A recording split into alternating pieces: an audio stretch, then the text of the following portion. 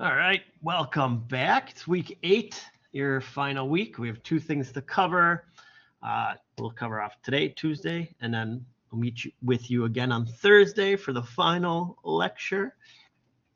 We are down to the nitty gritty. You all know what to do. It's kind of the same, rinse and repeat. And with the final projects, you're just going to finish them up. You can work with me to get a better product using the midweek review where you kind of send it to me. I check it and be like, oh, just change this or change this, change this. It's like all very simple. I never am like, oh, redo everything. So if you want to spend the time on tweaking things and getting it perfect, you have up until, hopefully until 11:59 on Sunday. So use your time wisely, use it with me. As with normal things, I'll still check, but I'm not going to be checking for comments late on Sunday night at the last minute. It's just that's when things are due. So let's kind of check out things here. So week 8, part 1, we're going to go over the Unity lecture. You know the Unity research, the Unity project, which is the Illustrator project that we always do to get you practicing and trying some stuff out. It's I believe it's the same, very similar to Pattern. You're going to do a couple 2 and 2, so do 6 little designs. And then Project Day Final, which is just final tweaks on your poster, anything that I've said from that is due today. I've made comments, you make those changes, and then you should, could be close to being done unless you want to bounce it back with me a little bit more. And then with that final, I'm going to have you place your image into a real life scene, which you should have done in Photoshop. If you're in Photoshop or other, you do it in Photoshop and you take the JPEG or a screenshot of your poster and you place it into a real world setting, which I'll cover. I don't know if I have one available. Let's see. If I do that in 107, let's see if I see a poster one. No. Let's check 103. Home. Your files. Oh, this. So this is an example of what you need to do. It's not, of course, it's not your poster, but I found an image, and then you take an image of your poster and you scale it into a fake area. And then if you're really crazy, you do stuff like add shadows back in. And so it looks really real. And that is like the final part of your design. Maybe I'll step on that a little bit more after our Unity lecture. So, all right, cool. Let's get rolling and talk about Unity and design. Unity and design is going to be also, I'm going to talk about design Unity, and then I'm going to talk about brand Unity, which is about, up here in expressing a little bit more information about that. All right. Unity refers to the overall sense of coherence. So there's many times when we're starting, we have lots of ideas in the design, and we're like, I want to do this, and I want to do that, and I want to add this, and what do I want to add that? And what happens is because we're so excited, it's not unified in the design. We have like a little bit of, I wanted a drop shadow here, and then I wanted a lines over here, and then I wanted this element over here. And like we get, we're adding too many things, and it's not unified, and it's not harmonious in the way that a design should look. We want, in the end, for the final piece, it's something I say to students every once in a while, is like, it should look like one designer designed it with one idea in mind. And that's why we go through a lot of these design practices, and we, look at other works as we're starting to see, all these research items I have you do. You're starting to see like, oh, there's a unifiedness to all of these. And later on, when I say like, look around, like how often do you see this happening? Like a big one for kind of like that unity, harmony, and getting things done is like, how often are you seeing like all caps everywhere and all this everywhere? Like you really don't. And there's a reason why. And it has to do with the unity and harmony of an overall piece and working together. So unity means we need to make it look like one person designed it, and that every design element placed within that design is cohesive and it works with the other parts. I'll say this, unless there's an intention purposely done in which people would know that it's supposed to step out. So we talk away, with the pattern, and we have like the anomalies, but that's purposely built in. It's not like a mistake, or it's not like, well, I wanted to throw this in too. Like, oh, I thought it'd be cool if I just did this. And like, well, why is that? And I hear from a lot of professionals and stuff like that's like always the big kicker is just because it's cool, it doesn't necessarily means it works with the whole piece. And if you're like trying something new, it's better to try new things separately than like on a given piece that is going to go face the world. Like you can practice that weird stuff. Like, oh, I've been wanting to try this thing. Instead of trying it on a real project, you try it yourself and then know like, okay, and then I'm going to incorporate this cool thing I wanted to do later on into another design, but it's going to be at the forefront of my design thoughts rather than a last minute, like, oh, I'm going to add this in. So that's some of the stuff to think about with the harmony and unity. Why am I doing it? Does it fit the full design? Does it work together with everything? And those are the things we start to think about, if you're doing a big old piece and then all of a sudden you're like, I'm going to add a rainbow. You'd be like, wait, why are you adding the rainbow? Like, what is your thoughts behind that? And is it harmonious or unified in the piece at all? Like, well, no, it's not really. I just like rainbows. Well, then we keep it out, very just kind of weird idea there. So consistency and style, typography, shapes, colors. This is all stuff that you need to start thinking about. What am I using? How many fonts am I using? So consistency and style when it comes to fonts. We tend to try to teach like no more than 3 fonts in a single piece.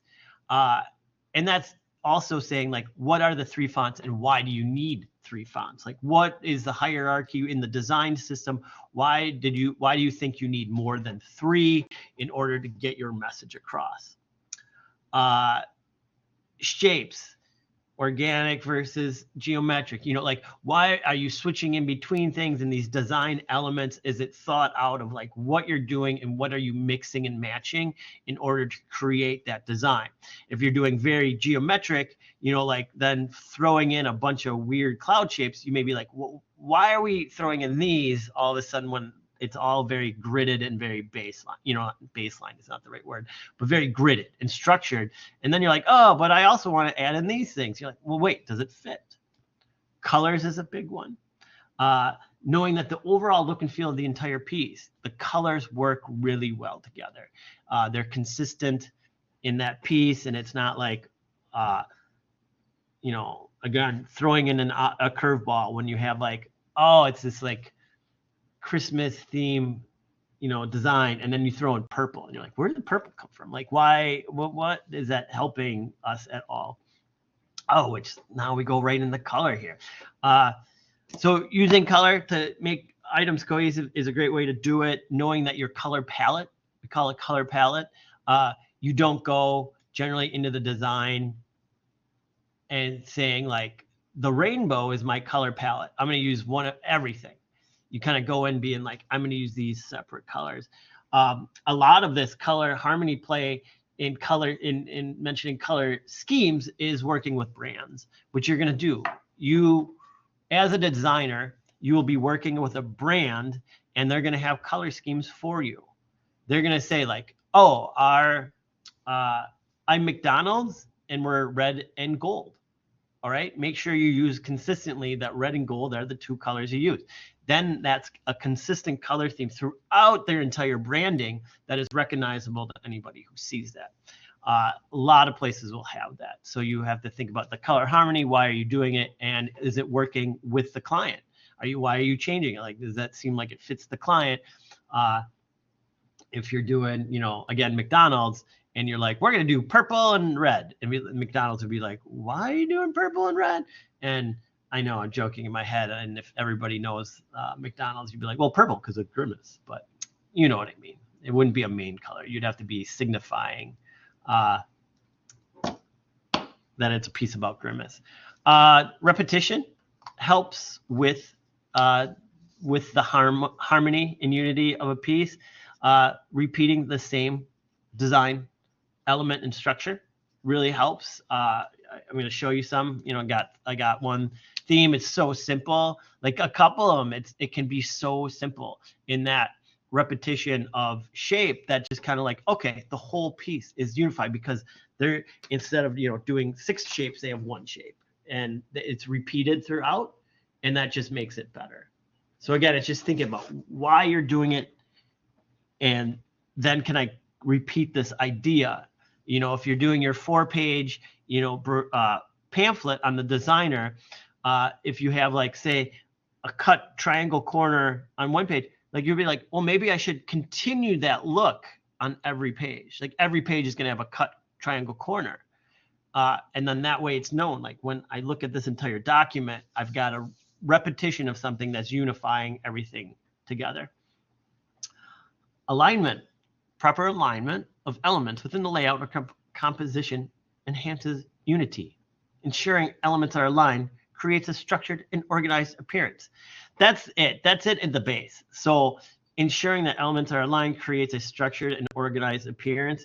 If you have text and you're running, like this, and then this line goes in and this one like comes out, and this happens when there's a space or something like that comes around in the return. But what we're looking for is like that unity. Like, look how perfectly in line that is, and that helps us with the structured, organized appearance.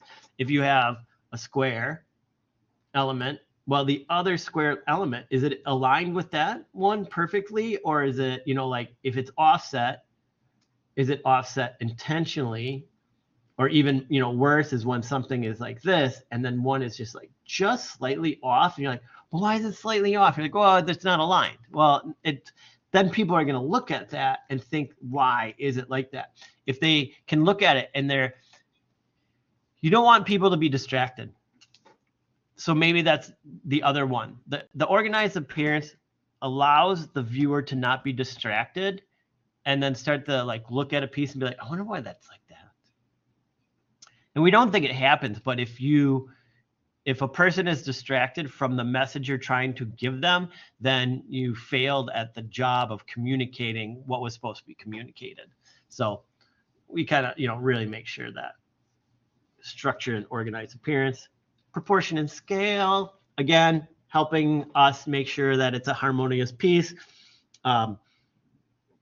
Like, if everything is big and zoomed in, then everything is big and zoomed in. If everything's not, then everything's not. If you start to play with things in different ways, people are like, well, why it's not working right? Because all of a sudden, like in this catalog, you had, a model show, a model was wearing the garment in every page except for like page 8. And then you just did a close up of the collar, and then you kept going, and people are like, why, that proportion and scale isn't right. Why do we zoom in all of a sudden? But all the other ones we had, the full model looking at it. So that helps, kind of stuff like that. I mentioned typographic consistency, no more than 3 fonts. And then when you're using 2 really different fonts, do they work together? What's the reason why you're using one over the other? And this is easy to speak about in the terms of like title. You can have like a really bold, something title. Well, then you leave that it is. Like, I want you to look at the title differently than all the other texts. So the title is going to be so out there and so different. And then when we look at the other text, it's going to be, very consistent in how we do it, because we want that difference and change. But if you start doing, if I was to do, this font is, bold, and then I had an italic font here, and then I had, for this one, I was like all caps for some reason. And then this one, I went back to this normal type. You'd be like, okay, what's happening? It went from bold, then italic, then all caps, then something else. And it just becomes confusing. Like, why are they making all these changes? And I'm getting confused on why it's all there. So it does make a big difference. You have to think about, like, why am I making this change? Why am I doing that? It's all conscious parts. Negative space, properly managing negative space, empty space within a design contributes to a sense of unity. We talk about this in terms of like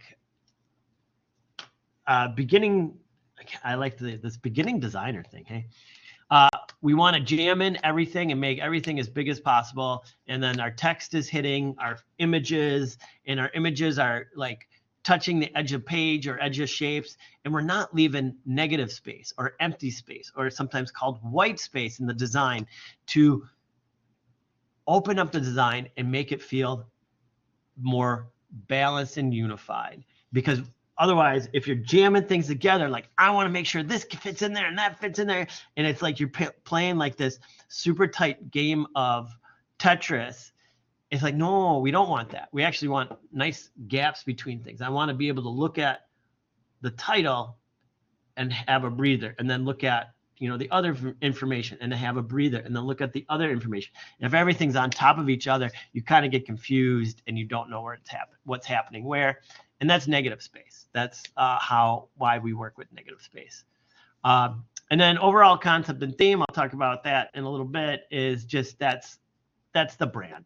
That's the brand. Your overall concept and theme, if you're doing multiple pieces, say when you get into the brand and media class, that you'll be doing 5 pieces for one company, they all need to look the same. It's all like they all need to be a unified theme across 5 different pieces, because a person may not see them all together, but if they see them at different times, they'll look at it and recognize and be like, oh yeah, I know that. I know where that's going. So with that said, I'm going to kind of come back to this, because then I can talk about some other things and I'll make it. I'll switch this one into brand. So let's talk about this illustration poster first, because we're just talking about unity and harmony in this. Is if something's done somewhere, we did it somewhere else. And that's a great way to think about it.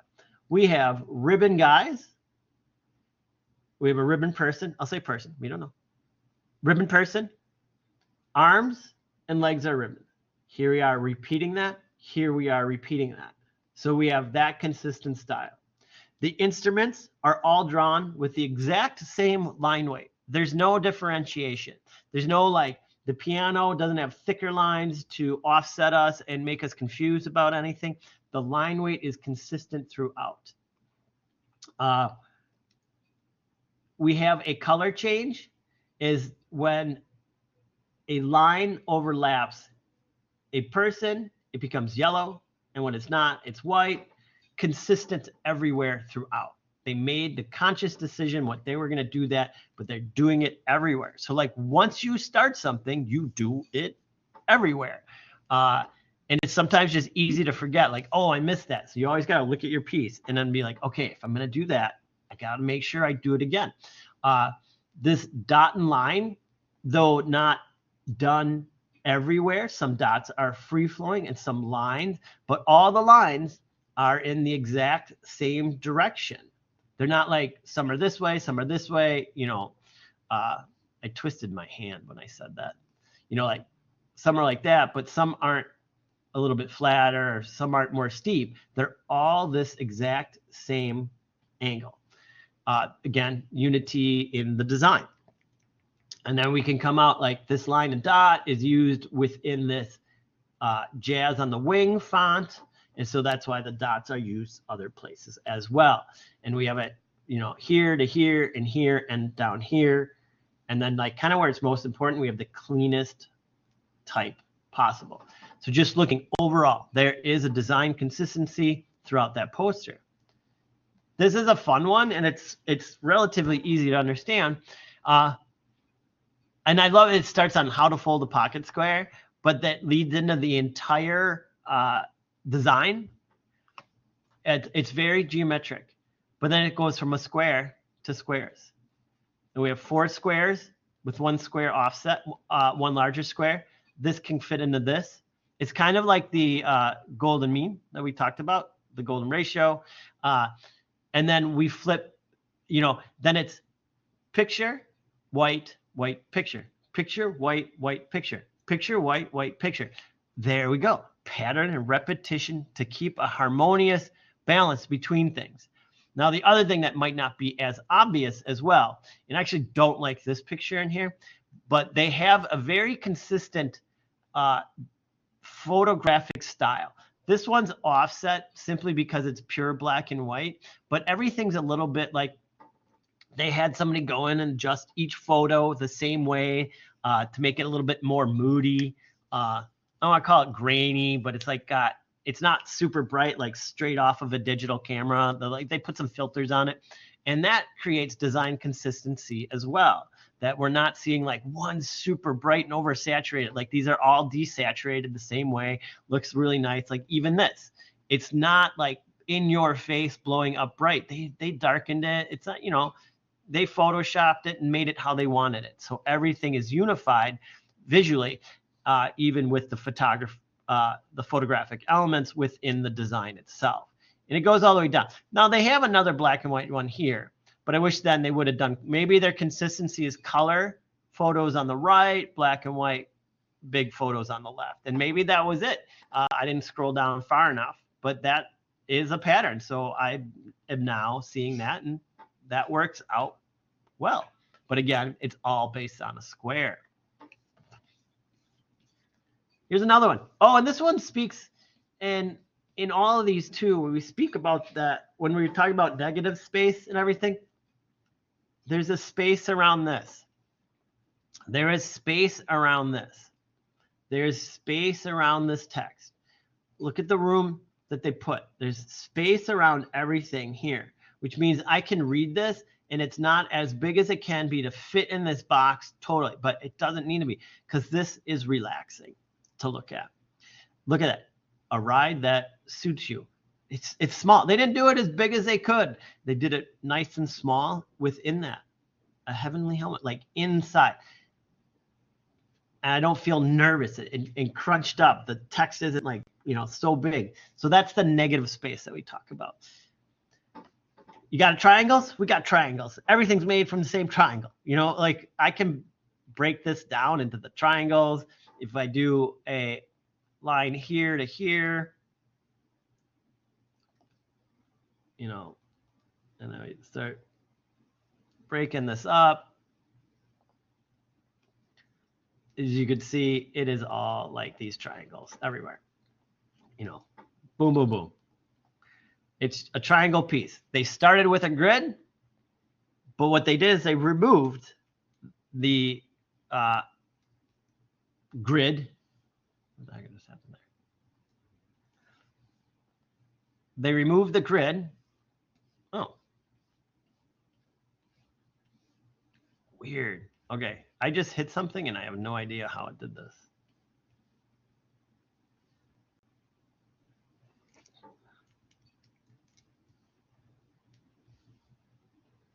Let me just reopen that.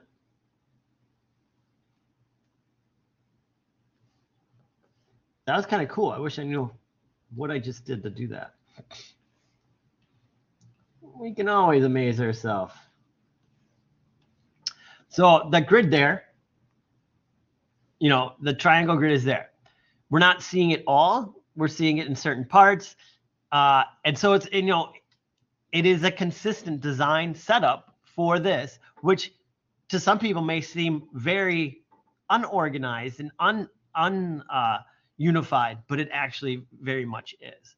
And then we talk about fonts, they have two fonts, one very weird one fairly normal font. So it all works together into this unified piece, even though it may not seem unified to the naked eye. This one, we have,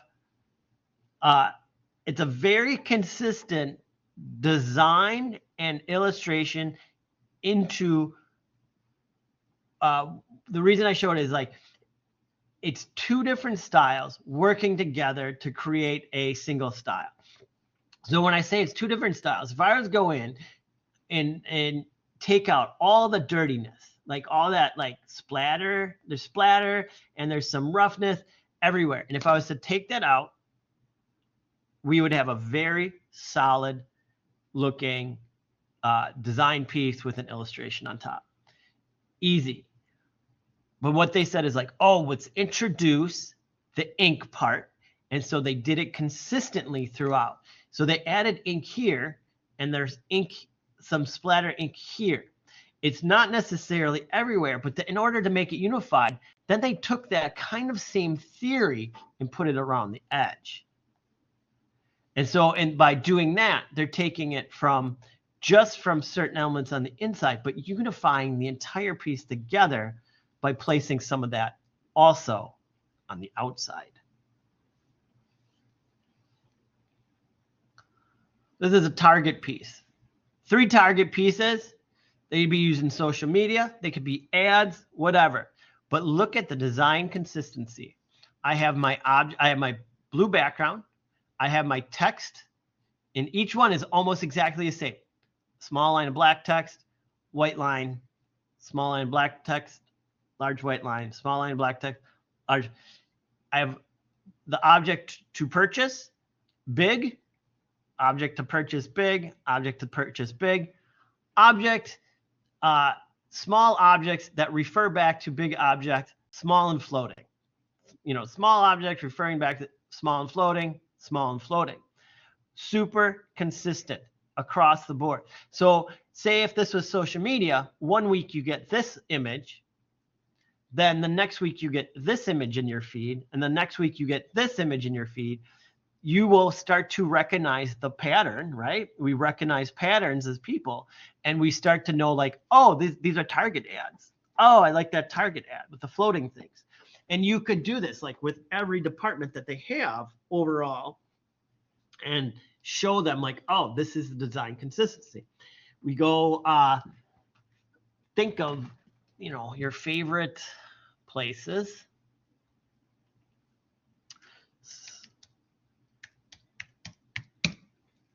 Starbucks. If I just hit images, there is a design consistency. You can see it here. This lady's on everything. You know what I'm saying? Like, even if it changes and everybody cries about a small change in the mermaid because they're personally vested in the company in some sort of way because they purchased the product, that you get all up in arms when the logo changes. But it is design brand consistency throughout. You could go somewhere, you know it from far away just by looking at it. You know that green, if I put that on just a blank piece of paper, most people would be like, oh yeah, Starbucks green. I know it. And so this is all about brand unity and how this steps through to the larger corporate work that you'd be doing. Is we know McDonald's, the second we see it, the way they advertise, the way that it's always, you know, they're always laying stuff out almost the exact same way, no matter what. It is brand consistency. They have books. So Starbucks brand guide. You can look a lot of these up and get the logo guidelines, and it will have the theories behind why you're supposed to do what you're supposed to do, what you're not supposed to do, like stuff like this. Like there's a whole logo improper use. Like don't do this, don't do this, don't do this, don't do this, don't do, because everybody wants to, but they want to maintain a unity within the brand, and so they say never do this. If you never do it, then we never have to worry that somebody's going to be thrown off by what they see when they look at our brand. The unity is there. So that is why we have all that. Not only does it refer to, when we talk about unity, is it dealing with a single piece, but also an entire brand and company as a whole. So, all right. Project. Design a little design that is harmonious and unified in color, 1 and 2. Warm, cool, analogous, triads, So many. This is just like a free-for-all option. Same with shape and same with typography. These are free-for-alls.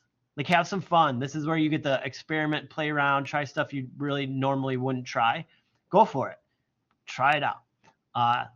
Let's see your unity and harmony in 6 little pieces. You guys, you've done it before. I know you can do it again. I love what I'm seeing when it comes across. Now, I talked about the poster. We're down to the final. And as I said, within the final, it will be part 2. Place your poster into a real world environment on a wall or at a venue in streets. It is as easy as that. You can Google. So you go on Google. You're just going to be downloading just like you have for all the other things. But you could do like posters on city walls. And then I'm going to go to images. And then I'm going to go to tools. And down here, size. And I want large. And I'm going to find one of these and use it. I've done this one in the past. But here, I'll do this one. And then I'm just going to right click on it, save image as. It's going to go to my desktop. I'm going to have it go to my desktop. Save. And then I can open it. I have this post. I maybe pull it, but you just go to, file. Go back. Nope. I didn't want new finder. Photoshop file, open, desktop, and then I find that photo I had. Unsightly posters. So I have it there, and I can just be like, I'm going to put my poster right here. And so what I'm going to do is I'm going to drag this one over because I can, and it's available to me. You know what I mean? Like, I need both now.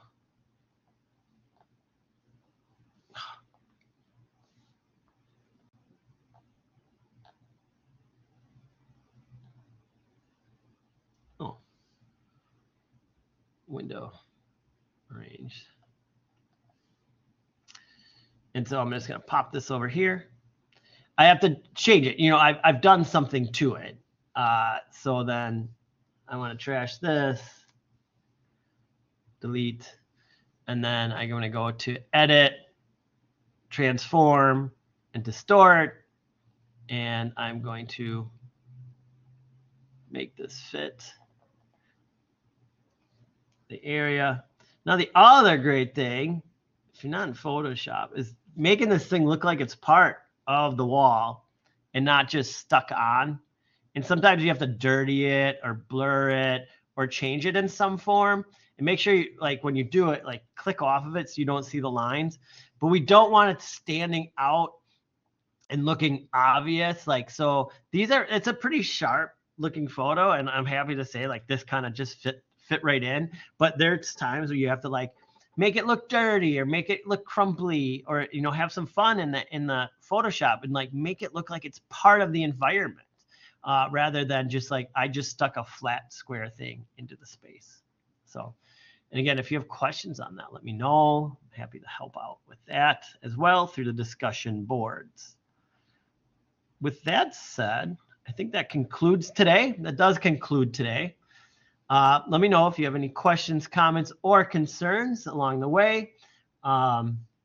Thursday is our last lecture on variety, and you'll just finish things out with Project B Final, and then the research and variety project and the book. So, all right, excellent. If I don't talk to you sooner on the discussion boards, I will talk to you on Thursday. And everything, again, I sent out messages. Everything will be due for the final class, everything Sunday at 11:59 p.m. All right. Thank you very much. Talk to you later. Bye.